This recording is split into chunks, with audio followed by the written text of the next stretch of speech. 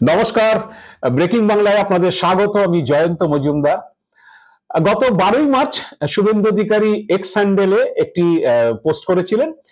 সেখানে কর্মীবর্গ প্রশাসনের সচিবকে তিনি জানিয়েছিলেন যে আমাকে যে 19শে মার্চে একটি মিটিং এ ডাকা হয়েছে সেখানে তিনি যেতে পারবেন না। সে 19শে মার্চের মিটিং এর বিষয়বস্তুটা ছিল হচ্ছে রাজ্যের দুজন তথ্য কমিশনারের নিয়োগ হবে। শুভেন্দু অধিকারী পদাধিকার বলে সেই কমিটির সদস্য, সেখানে মুখ্যমন্ত্রী উনি এবং হচ্ছে পরিষদীয় মন্ত্রী থাকার কথা। তা তিনি কেন যাবেন না তার উদ্দেশ্যে লিখেছিলেন যে আরজি করে প্রকৃত দোষীরা শাস্তি পায়নি, তারা সাজা পেলে বা তাদের জেল হলে তাহলে হচ্ছে তিনি যেতেন, কিন্তু তার আগে তিনি পুলিশ মন্ত্রী তথা মুখ্যমন্ত্রীর সঙ্গে কোনো বৈঠকে বসতে পারবেন না। তাই বিবেকের তাড়নায় তিনি ওই মিটিং এ যেতে পারছেন না। তো শুভেন্দু অধিকারী বিবেকের তাড়না কেন না, আরজি করে প্রকৃত অপরাধীরা যেহেতু ধরা পড়েনি তাই তার বিবেকের তাড়না। শুভেন্দু অধিকারী আরজি কর মামলায় সিবিআই তদন্তের জন্য কলকাতা হাইকোর্টে গিয়েছিলেন এবং চেয়েও ছিলেন, সিবিআই তদন্ত হয়েছিল। প্রায় 7.5 মাস অতিক্রান্ত। শুভেন্দু অধিকারী যদি বলতেন যে সিবিআই অপদার্থ তাহলে মানা যেত। সিবিআই কে আমি ডেকেছিলাম, আমরা কয়েকজন মিলে সিবিআই তদন্তের জন্য হাইকোর্টে গিয়েছিলাম, কিন্তু সিবিআই প্রকৃত অপরাধীদের ধরতে পারেনি, তাই হচ্ছে সিবিআই অপদার্থ। অথবা শুভেন্দু অধিকারী বলতে পারতো যে আমি তাহলে খুশি হতাম যে সিবিআই যদি প্রকৃত অপরাধীদের ধরতে না পারে সেটা হাইকোর্টকে বা আদালতকে জানিয়ে দিক যে তারা যথাসাধ্য চেষ্টা করেছে, কিন্তু কোনোভাবেই হচ্ছে সঞ্জয় রায় ছাড়া আর কোনো হচ্ছে অভিযুক্ত বা ধর্ষক বা খুনি যাই বলুন তাদের কোনো অস্তিত্ব তারা পায়নি। 7.5 মাস ধরে তারা চেষ্টা করেছে। দুটো বিষয়ের মধ্যে যে কোনো একটা বিষয় শুভেন্দু অধিকারী বললে আমি খুব খুশি হতাম, কারণ তিনি সিবিআই তদন্ত চেয়েছিলেন।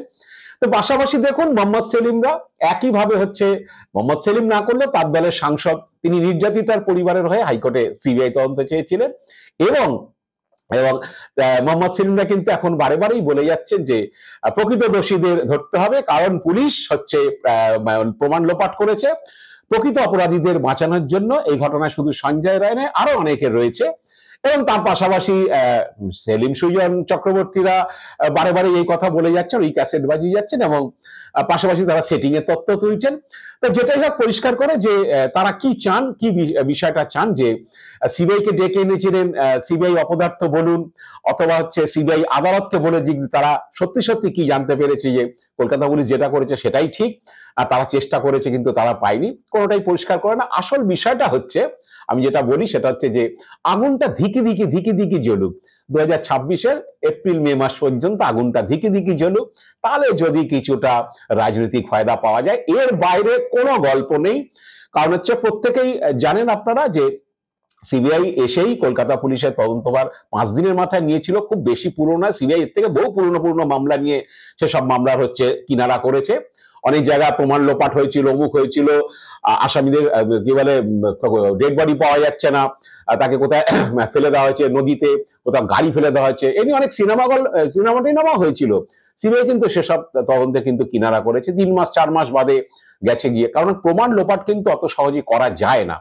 তো সিবিআই কে এই ধিকি আগুনের যে জ্বলা, সেটা কিন্তু একেবারে গোটা আগুন জ্বালিয়ে দিয়েছে কলকাতা হাইকোর্ট সোমবার দিন।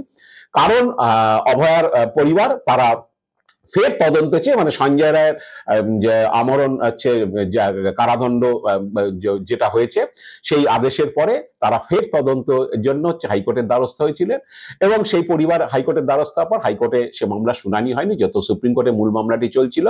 তো সুপ্রিম কোর্টের আদেশের পরে হাইকোর্টে বিচারপতি তীর্থঙ্কর ঘোষের বেঞ্চে সোমবার শুনানি হয়েছে এবং তীর্থঙ্কর ঘোষ যেটা করেছেন, এই ধিকি আগুন জ্বালার জায়গাটাকে উনি বন্ধ করে দিয়েছেন, আর সিবিআই এর স্ট্যাটাস রিপোর্টের নামে মাসের পর মাস হচ্ছে স্ট্যাটাস রিপোর্ট দিয়ে যাওয়া, এটা বন্ধ করে দিয়েছেন।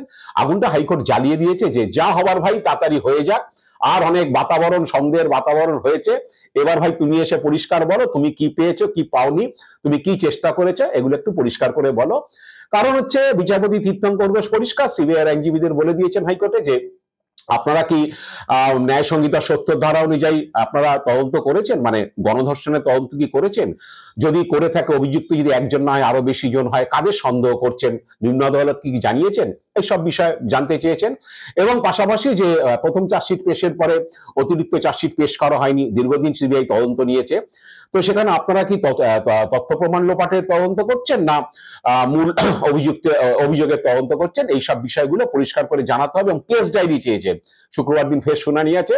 কারণ হচ্ছে পরিষ্কার হচ্ছে, আর ধানাই পানাই চলবে না, এবারে সে পরিষ্কার করে বলে যে তুমি ভাই কি পেয়েছো কি পাওনি। কারণ হচ্ছে এইগুলো করলে হচ্ছে মাসের পর মাস, মাসের পর মাস, বছরের পর বছর এসব চলে, সন্দেহের বাতাবরণ থেকে যায়। আর কিছু রাজনৈতিক দল আছে, তারা আছে ধিকি ধিকি করে আগুনটা জ্বলুক, আগুনটা একেবারে জ্বলে গেলে তো পুড়ে খাক হয়ে যাবে সব, সেই সন্দেহের বাতাবরণ তো পুড়ে ছাই হয়ে যাবে। তার থেকে বাবা হচ্ছে এরকম করেই চলুক, একটা পিটিশন, একটা কোর্টের অর্ডার হয়ে গেল, আবার একটা কোর্ট, আবার একটা কোর্ট থেকে আবার একটা কোর্ট, এই চলুক। তারা চায় না যে দুধ কা দুধ পানি কা পানি হয়ে যাক। সিবিআই পরিষ্কার বলুক যে কি পেয়েছে কি পায়নি, গণধর্ষণ হয়েছে কিনা, গণধর্ষণের কোন রকম তারা কোনো চিহ্ন মাত্র পেয়েছে কিনা, কারণ তারা অনেক চেষ্টা করেছে সব দিক থেকে। কারণ আপনারা এখন জানেন যে শুধুমাত্র স্পট থেকে দুটো একটা জিনিস আমি সরিয়ে দিলাম প্রমাণ লোপাট। আমি বলছি যদি কলকাতা পুলিশ প্রমাণ লোপাট করতো, তাহলে প্রথম প্রমাণ লোপাট করে তারা সিভিক ভলেন্টিয়ারকে বাঁচাতে চাইছে। এই ফোর্সের সঙ্গে এই সিভিক ভলেন্টিয়ার সঞ্জয় রায় যুক্ত, তাকে হচ্ছে বাঁচাতো। আমার পরিষ্কার কথা, স্পট থেকে একটা ব্লুটুথ ইয়ারফোন পাওয়া গিয়েছে, ওটাকে হাফিস করে দেওয়া যেত, কিন্তু এখন সাইন্টিফিক এভিডেন্স হয়ে গেছে, বায়োলজিক্যাল এভিডেন্স রয়েছে, অত সহজ নয় এটা। যারা দিকে দিকে আগুন জ্বালাতে চাইছেন তারা সকলেই জানেন। ধরুন সঞ্জয় রায় স্পটে এই ব্লুটুথ ইয়ারফোনটা পুলিশ পেয়েছে, পুলিশ পকেটে করে ঢুকিয়ে নিল, সেটাকে সিজার দেখানো বা সেটা কার কি বৃত্তান্ত জানার চেষ্টা করলো না। কিন্তু ওই সিসিটিভি ফুটেজ থেকে সঞ্জয় রায়ের ছবি মুছে দিতে পারবে? পারবে না। ওখানে থেকে যাবে digital evidence, electronic evidence, biological evidence, ওগুলো যাবে কোথায়? অত সহজ নয়। আমি স্পটে কারোর একটা পেন পড়ে গেছে, আমি তুলে নিয়ে চলে গেলাম, তার ছবি তিনি ঢুকেছেন, সেগুলো তো আসবে কোনো না কোনো জায়গায়। ভিক্টিমের গায়ে কত রকম ভাবে এখন ভিক্টিমের শরীর থেকে এভিডেন্স পাওয়া যায়, বায়োলজিক্যাল এভিডেন্স। শরীরের লোম থাকে, চুল থাকে, ভিক্টিমের শরীরে কোনো বীর্যপাত, তার জামা কাপড়ে ধর্ষণের ঘটনা হলে কোন রকম বীর্য উপস্থিতি থাকলে সেগুলো পাওয়া যায়, তার শরীরে যে গোপনাঙ্গে কিছু আছে কিনা সেটা পাওয়া যায়। অনেক রকম এভিডেন্স এখন হয়ে গেছে, অনেক রকম সাইন্টিফিক এবং বায়োলজিক্যাল এভিডেন্স রয়েছে। অত সহজ প্রমাণ লোপাট করে দিলাম? এতগুলো ডাক্তার, এতগুলো লোক ভিড় করে রয়েছে সেই চারতলাতে সেমিনার রুমের পাশে, আমি সব এভিডেন্স লুট করে দিলাম। আমার প্রথম ঢুকেছিল কি বলে সেই চেস্ট মেডিসিনের ডাক্তার এবং হচ্ছে জুনিয়র ডাক্তাররা, সবাই নার্স টার্স যারা ছিলেন। তো এটা গেল। সিবিআই চেষ্টা কম করেনি, প্রচুর হয়েছে। ওই বিল্ডিং এর যত ক্যামেরা আছে, বিল্ডিং এর বাইরে থেকে ভিতরে সব ক্যামেরা, প্রায় হচ্ছে 7 দিনের ফুটেজ, এমন সার্ভার থেকে নেওয়া, সেখানে ট্যাম্পারিং এর কোনো ব্যাপার না, নিয়ে প্রায় 800 850 ঘন্টা ফুটেজ চেক হলো। 3টে ফরেন্সিক সায়েন্স ল্যাবরেটরিতে, দেশে 3টে, কলকাতা, চণ্ডীগড়, দিল্লি।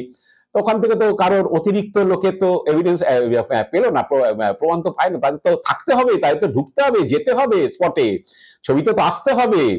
নির্ধারিত অন্য জায়গায় খুন করা হয়েছে, বডি ফেলা হয়েছে, সেই ছবি তো আসতে হবে। বডিটা ওখানে ফেলতে নিয়ে আসলে তো সিসি ক্যামেরার মধ্যে দিয়ে আসতে হবে, পাচ্ছে না, অত সহজ না। নির্যাতিতার শরীরে অন্য কারোর এভিডেন্স পাওয়া যাচ্ছে না, সমস্ত ডিএনএ যে এভিডেন্স গুলো পাওয়া যাচ্ছে সঞ্জয় রায়।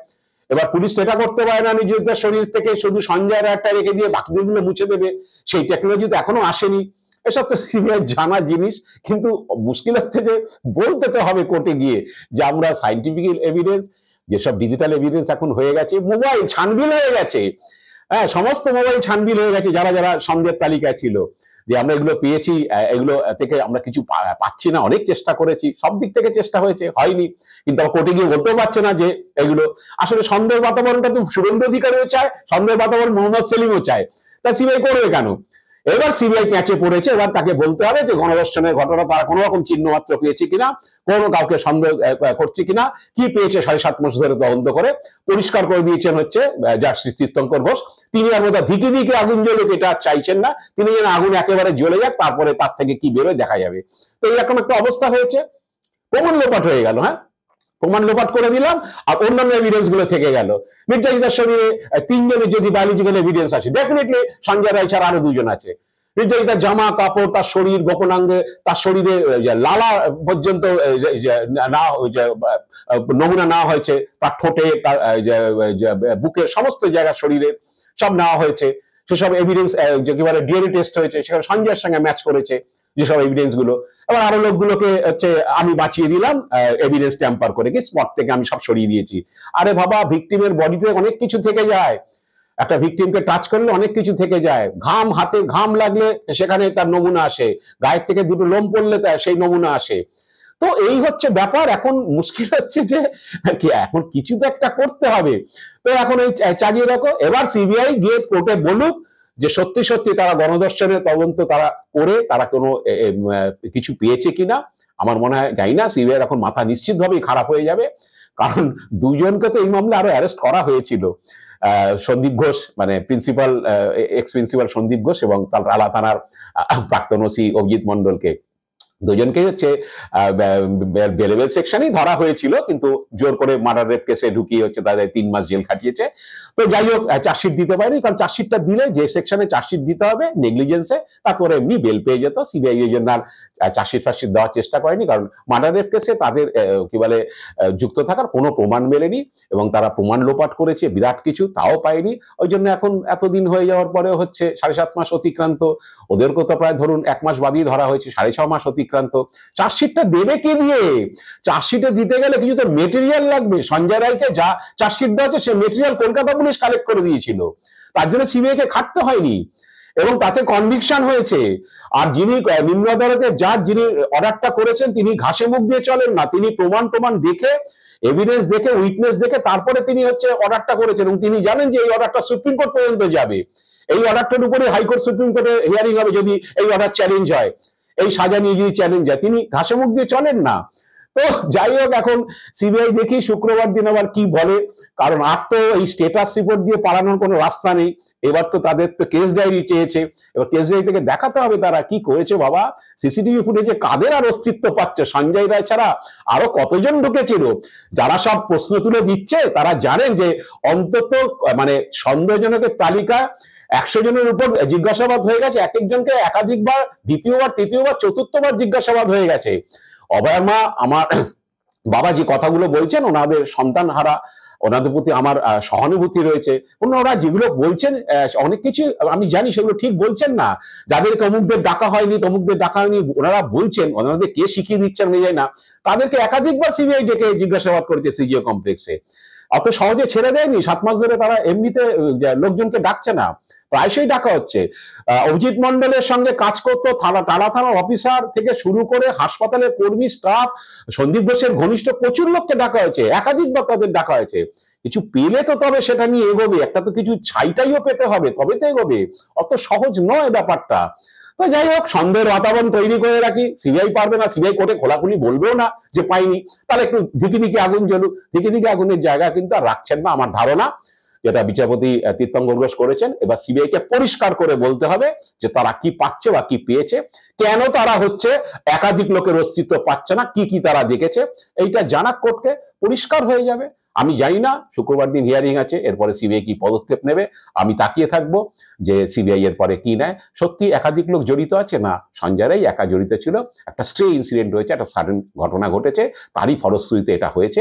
এটা সিবিআই বলবে, আমি অপেক্ষা করব সিবিআই কি বলে। আজ এ পর্যন্তই। আপনারা ভালো থাকবেন, সুস্থ থাকবেন, নমস্কার।